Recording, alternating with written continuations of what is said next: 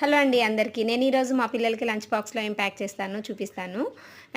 ఇది నేను ఎప్పుడు చేస్తానంటే నాకు పని అవ్వలేదు అన్నప్పుడు, టైం సరిపోదన్నప్పుడు టైం సేవ్ చేసుకోవడానికి ఇలాంటివి చేస్తూ ఉంటాననమాట. మనం కామన్‌గా డైలీ కర్రీసు, ఏదో వెజ్ బిర్యానీలు ఏదన్నా మనం ఆకుకూరలు, కూరగాయలు అవి ఇవి పెట్టాలనుకుంటాం గదా! సో, అది మంచిదే డైలీ అట్లా పెట్టడం. కానీ అప్పుడప్పుడు మనకు టైం లేనప్పుడు ఇలా రైస్ ఐటెమ్స్ కూడా చేయొచ్చనమాట. అందులోనూ మాకైతే మా పిల్లలకి ఇష్టమని లెమన్ రైస్ చేశాను. అసలు టైం సరిపోలేదని ఈరోజు రైస్ వండేసి ఇంకా కర్డ్ రైసు, లెమన్ రైసు పెట్టేసాననమాట. లెమన్ రైస్ పెడితే మా అబ్బాయి అసలు వదిలిపెట్టకుండా తినేస్తాడనమాట. ఎటువంటి ప్రాబ్లమ్ ఉండదు. అండ్ అలాగే కర్డ్ రైస్‌లో గూడా ప్లెయిన్ కర్డ్ రైస్ కాకుండా ఇలా దానిమ్మ గింజలు వేసి పెడితే బాగా ఇష్టంగా తింటాడు. మాక్సిమం నేను దానిమ్మ పప్పులు వేసి పెడతాను. ఇక లేదు అన్నప్పుడు ప్లెయిన్‌గా పెడతాను.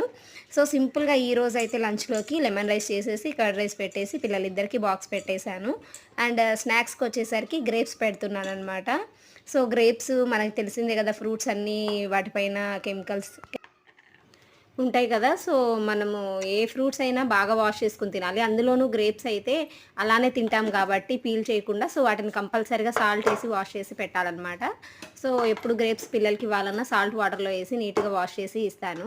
సో, ఈరోజైతే సింపుల్‌గా లంచ్ బాక్స్ ఇలా ప్యాక్ చేసేసాననమాట.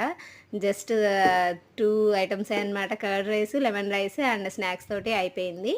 సో, ఎప్పుడైనా మీరు టైం లేనప్పుడు మీరు ఎలాంటి చేస్తారో నాకు కామెంట్ చేయండి. అండ్ అలాగే ఈ వీడియో నచ్చితే ఒక లైక్ చేయండి. Please don't forget to subscribe. Bye friends.